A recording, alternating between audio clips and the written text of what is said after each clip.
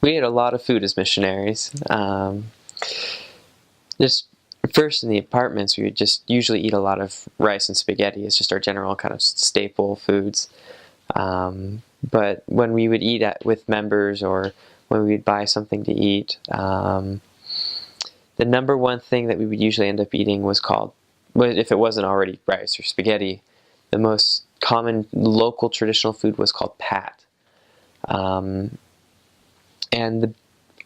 the best way I've found to describe it is if you make salt dough, like the homemade Play-Doh.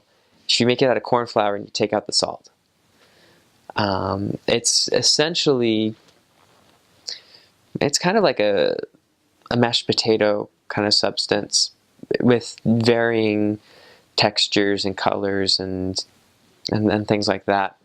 And that was kind of the staple food almost of Benin, was this white pat. And they loved it, and they would eat it with all sorts of sauces. There was a peanut sauce that was a spicy peanut sauce that was delicious. It was one of my favorites.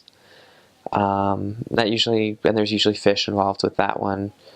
There was a sauce with what I found out after a few months was fried okra. It was called gumbo. I thought this was gumbo, and then someday somebody told me that's actually okra. Oh. And so that was very common. And they would make it with different types of flour, with corn flour, with just wheat flour. You could mix them, manioc flour, yam flour, and that would be one of the things that could change the color. There was a black pat that was interesting. I only had it a couple of times. It was okay. It was just something that was, I guess, a little bit harder to make, so they didn't make it very often. In terms of drinks, one of the best drinks that I probably ever had was bisap. It's made with boiled hibiscus leaves. It produces this juice, and you take the leaves out, obviously. And you can add mint or pineapple or mango juice or whatever, and get the right. If you get it right, it's so delicious. If you don't get it right, it's only kind of good. But you have to be careful, because most of these drinks that they make with baobab bark, with ginger, just lemonade, most of these drinks will ferment, except for, I think, the lemonade. I don't think that ferments. Maybe.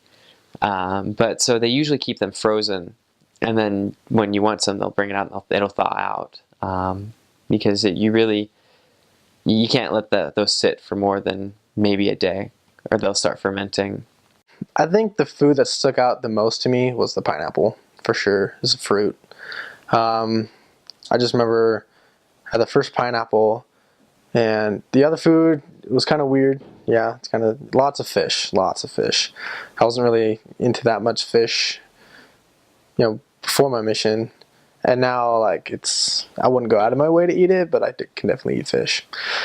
But the pineapple, the fruit, lots of bananas. They'd have, the bananas would be this big, really small. I guess the most common food that they would eat is called pat, or fufu. There's lots of different, it's essentially the same. They just have so many different names. But essentially what it is they have a root that's called manioc, and you can ground that up into a flour, or they'd have corn flour. And they would kind of get a pot, heat up, water in it, and while it's hot, they pour in that flour of manioc or corn flour into it, and they just stir it up with a pat stick until it becomes kind of pasty, and then they scoop it out, while it's still hot, onto a plate, and there it kind of forms a little bit, and you got to eat it while it's still warm, because if it's cold, then it's a lot harder to eat. So you can burn your fingers because it's sticky too, so you're just like, you can't get it off. But how you'd eat it is you'd grab some pat, and then you'd have a bowl of sauce, and that's usually the variation is the sauce. It can be anything, and then they just dip it in, and you grab some fish or whatever meat's in there, and goat, stuff like that. And just grab it and just eat it. And it's a big, you have the whole family there, and everyone can share out of that one thing. Sometimes they would give you a separate bowl or something, but for the most part it's usually a family communion thing. Every time I would visit with someone, they would always ask you for, if you want any water. And then sometimes, you kind of have to use your judgment. You're like, yeah, I know where they're getting this water. And so you can kind of say, like, it's kind of rude to say like no.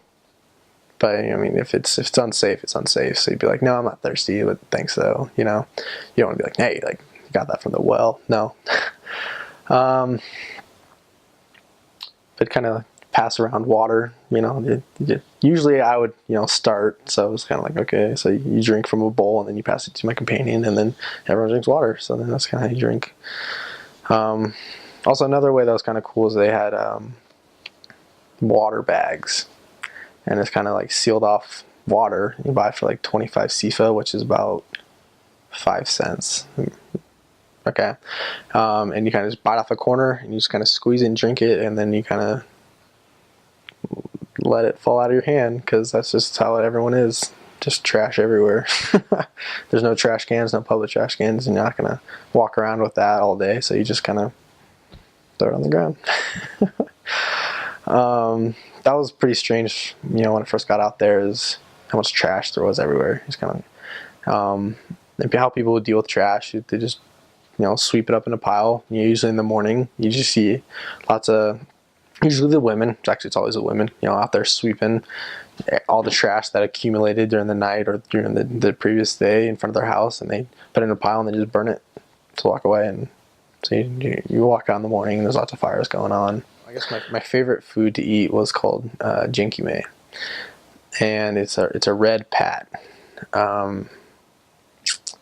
And you don't really eat it with a sauce, you eat it with a fork, and because it's a little harder. But my favorite part about it was, usually it's accommodated with chicken. So I like chicken. So every time members would always ask, like, oh, what do you want to eat? It's like, jinkime, like with fish or with chicken. Like, chicken. It's red pat. Kind of drawing a blank on how it becomes red. It's been a while. But I think a part of that's so good is that they would boil the chicken, so they have the chicken broth water, and then they'd use that water to make the pat. So it had a little bit more flavor to make it so you can just kind of eat it. Food's really spicy, really spicy. I learned that it was kind of they would always, every time I got my food, they would hand it to me, and they would ask if you want pimal, which is, pepper. So, like, they would just give you a little bit. And I learned that the more pepper you eat, like, the more kind of respect you kind of get. So I'd be like, oh, that's it? Like, what? And then they're like, what? Like, you want more? Like, yeah, give me more. And then, like, they'd give you a tiny scoop, and they're like, come on, give me a little bit more. And then it's like, oh, yo. And so, like, they started giving you, like, a lot, and then after you get all, you got to eat it. So I've had a lot of times where, it's mouth completely on fire, but everyone's staring at you, so you got to have a calm reaction to it. I've had lots of times when they would have stands outside, selling essentially the three things that everyone sells. Everyone sells it, so you wonder how anyone kind of makes money. Is the peppers, onions, and what they have is called gumbo. Also tomatoes, I guess it's 4. But you'd be standing out there talking to people, and maybe they're like not really into it or whatever, and then I kind of like reach over and I'm like, oh, is this a tomato? But it's a pepper. They're like, no, it's pepper. And I'm like, oh, I think it's tomato. And you just eat it. Just eat a pepper, and you gotta make sure that like they see you chewing it. And then they're just like, yeah, like, you're crazy. And then just eat it, and you're like, so like, when can we come by? And then they're like, It doesn't always work, but it has worked. So like, I like doing it. Weirdest thing that I personally didn't eat. I was actually in Togo at the time, and they had a big missionary kind of thing. I think it might have been like a farewell kind of thing for a missionary that was going home, but they actually got monkey. They got monkey, and they, monkey brain. Weirdest thing that I ate was, I didn't really venture too much because I was, I'm okay with eating food challenge as a dare or something, but then like when you're kind of out there, you're kind of like, well, I don't want to get sick because I just go to the hospital. But weirdest thing I probably would eat would be like goat skin. You'd see like a huge mixing pot, and they have the soup kind of thing going on, and they like when they're stirring it, you'd see like hooves floating around, so they just chop it up and just throw everything in there. And the goat skin like wasn't grilled or anything; it was boiled, right? So it was like really chewy, and there's no meat on it. It's just like the skin. So you're kind of like, what's the point of this? But for the most part, like I like the food.